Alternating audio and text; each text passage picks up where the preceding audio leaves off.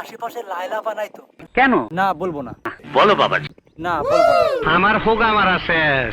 আচ্ছা বলতেছি, কারণ আজকে ভিডিও দেখে মনে হয়তো লায়লা আমাকে বোতালা দিয়ে কুপাইতে আসবে। WhatsApp guys, it's me lollipop ভাই, কাজ করে খাই দেয় ঘুমাই।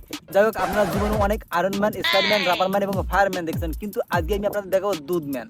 আপনি সব খুলে বলুন।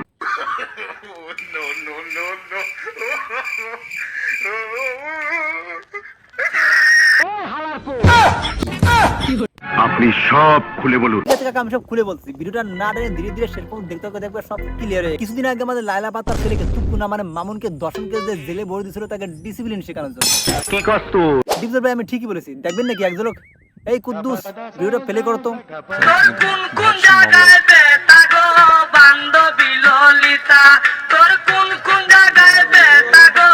এই বুঝছি, তোমার মরণের চুলকানি উঠছে। ডিপজল ভাই আপনি তো জানেন না যে জেলখানা কাগজে লাগে অভিশপ্ত জীবনের মতো, আবার জেলখানা কাগজে লাগে জীবন্ত লাশের মতো, কিন্তু এদিকে টিকটকের মামুনের কাছে জেলখানা লাগে মায়ের গর্বের মতো। মনে হচ্ছে যে এতদিন আমি মায়ের গর্বে ছিলাম, জেলখানাটা হচ্ছে মায়ের গর্বের মতন। ওইখানে এদিকে তীব্র গরমে মানিক মেয়ের ইঞ্জিন গরমে যাচ্ছে, যার কারণে সে লুঙ্গির ভিতর ফ্যান দিয়ে তার ইঞ্জিন ঠান্ডা করছে। অন্যদিকে মামুন দর্শন কেসকে জেল থেকে বের হয়ে দুধ দিয়ে গোসল করে পবিত্র হয়ে গেছে।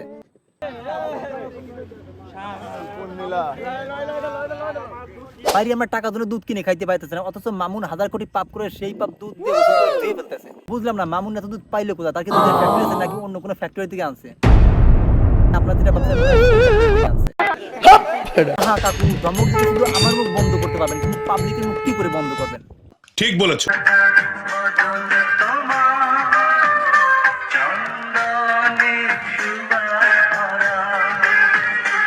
আমার মনে হয় মামুনের দুধেলটা বড়ানোর জন্য লায়লা তার কাছে বারবার ফিরে আসছে। কথায় আছে ডেকি স্বর্গে গেলেও ধান মারা, অর্থাৎ মামুন যেখানে যাবে লায়লা তার পিছন পিছন যাবে। দেখেন যেই লায়লা মামুনের নামে দর্শন করে তাকে জেলে পড়তে এবং জেল থেকে মামুন সালা বেড়ে দুধ দিয়ে গোসল করতে, সেই কারণে লায়লা আবার হাজির। কি লীলা খেলা বাবা তোমার। সকাল থেকে আমরা বেশ কয়েকবার দেখলাম যে লায়লা এসে এখানে অপেক্ষা করছেন। তো এরকম যদি কোনো পরিস্থিতি সৃষ্টি হয় বা ভালোবাসার টানে তার কাছে ফিরে যাওয়ার কি কোনো সম্ভাবনা আছে কিনা? এই প্রসঙ্গ নিয়ে এখন আমি আর কথা বলতে চাচ্ছি না ভাইয়া। আরে